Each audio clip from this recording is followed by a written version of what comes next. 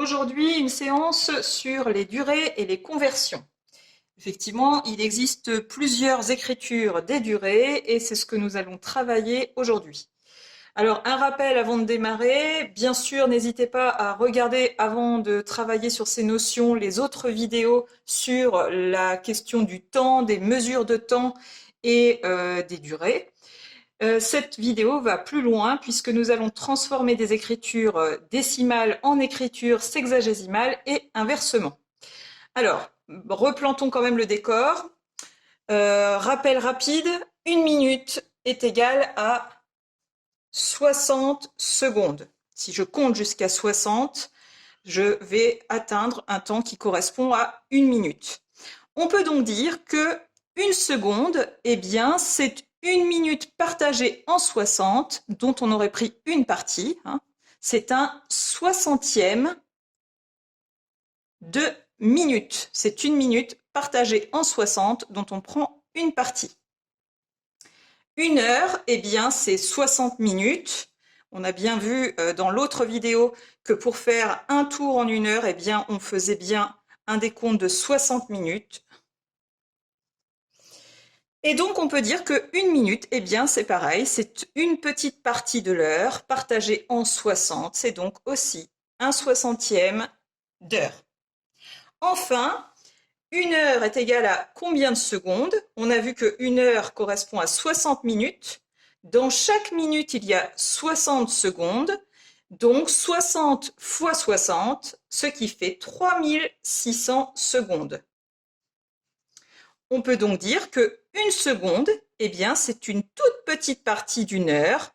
Ça correspond à 1 heure partagée en 3600, soit un 3600e d'heure. La durée peut donc être donnée de deux façons différentes. L'écriture traditionnelle que vous connaissez bien, 2h30, 2h30, correspond à ce qu'on appelle l'écriture sexagésimale, c'est-à-dire une écriture qui fonctionne avec des regroupements par paquet de 60, sexa qui fait penser à 6. On peut aussi écrire 2h30 avec une écriture décimale, c'est-à-dire avec une virgule. Alors attention, 2h30 ne correspondent pas à 2,30 heures. 2h30, nous pouvons conserver les 2 heures, la partie entière de mon nombre décimal. Puis 30 minutes, alors il faut savoir que la partie qui est devant la virgule correspond aux heures. Ensuite, 30 minutes, eh bien 30 minutes c'est la moitié d'une heure. Ici, la moitié d'une unité en écriture décimale, la moitié de 1, ce qui correspond à 0,5, soit 2,5 heures. Donc 2h30 correspondent à 2,5 heures, une écriture sexagésimale, une écriture décimale. Maintenant, l'objectif pour vous, ça va être d'être capable, dans tous les cas, de transformer une écriture sexagésimale en décimale et inversement. Alors, travaillons d'abord la conversion la plus facile, c'est-à-dire partir de l'écriture sexagésimale pour la transformer en écriture décimale. Donc, voici une durée indiquée, 5 heures, 25 minutes, 32 secondes. La technique pour convertir est très simple. Il va falloir dans un premier temps transformer l'ensemble en secondes. Donc, 5 heures transformées en secondes, on a vu tout à l'heure que 1 heure égale 3600 secondes, soit 60 fois 60. Eh bien, il suffit de faire 5 fois 60, ce qui nous donne le nombre de minutes, fois 60, ce qui nous donne le nombre de secondes, ou bien 5 fois 3600. 5 fois 3600 qui nous donne 18 000 secondes. Nous venons de convertir la partie en heures en secondes. Ensuite, eh bien, il va falloir convertir les 25 minutes. Donc, pour transformer des minutes en secondes, cette fois, il n'y aura besoin de multiplier par 60 qu'une seule fois, soit 25 fois 60. Alors pour faire 25 fois 60, c'est l'équivalent de 25 fois 6 fois 10. Donc il suffit de faire 25 fois 6 et ensuite de rajouter un 0. 5 fois 6, 30, 0 et je retiens 3. 2 fois 6, 12 et 3, 15. Et je multiplie par 10, ce qui fait 1500. 1500 secondes. Et bien sûr, n'oublions pas les 32 secondes restantes qu'il n'y a pas besoin de convertir, mais qu'il faudra forcément prendre en compte. Il ne nous reste plus qu'à faire le total de la durée en secondes, soit 18 000 plus 1500 plus 32, soit un total de 19 532 secondes.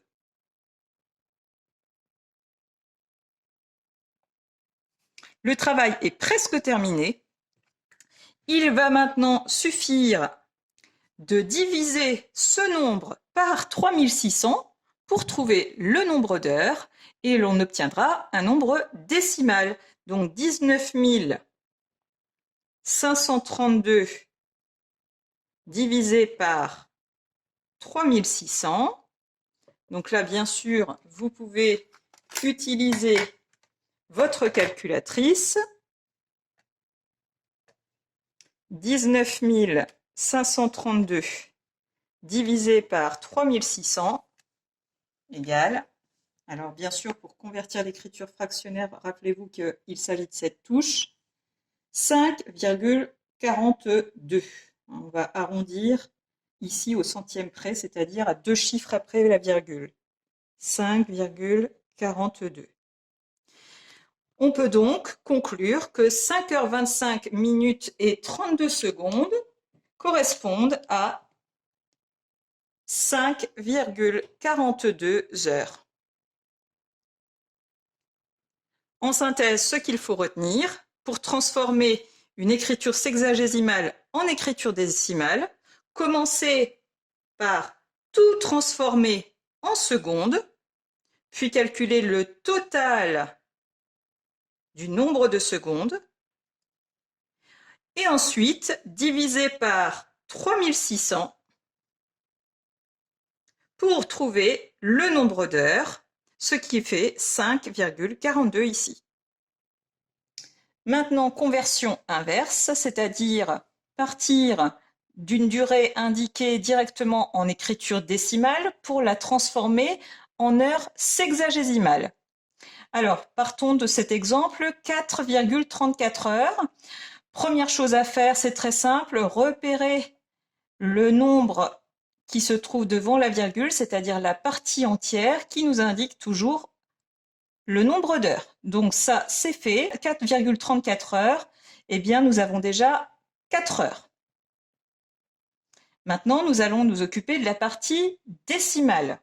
Alors, dans un premier temps, eh bien, il suffit de multiplier cette partie décimale par 60 pour obtenir le nombre de minutes. Donc, 0,34 multiplié par 60, soit 20,4. Donc, cette fois encore, eh bien, on vient d'obtenir le nombre de minutes, donc nous n'allons conserver que la partie entière de ce résultat qui nous indique le nombre de minutes, soit 20 minutes. Enfin, eh bien, nous allons conserver encore une fois la partie décimale, soit 0,4, et la multiplier de nouveau par 60 pour déterminer cette fois-ci le nombre de secondes, c'est-à-dire 24. Nous venons donc de déterminer le nombre de secondes, 24 secondes. Ce qui fait au total 4 heures, 20 minutes et 24 secondes. Voilà, donc nous venons de nouveau de déterminer une égalité. 4,34 heures correspondent à 4 heures, 20 minutes et 24 secondes. Donc comme tout à l'heure, une synthèse des étapes à effectuer pour faire cette conversion. Première étape, repérer ici la partie entière qui indique directement le nombre d'heures. Deuxième étape, reprendre la partie décimale, soit 0, quelque chose, ici 0,34, et la multiplier par 60 pour déterminer le nombre de minutes. Le nombre de minutes correspond à la partie entière du résultat.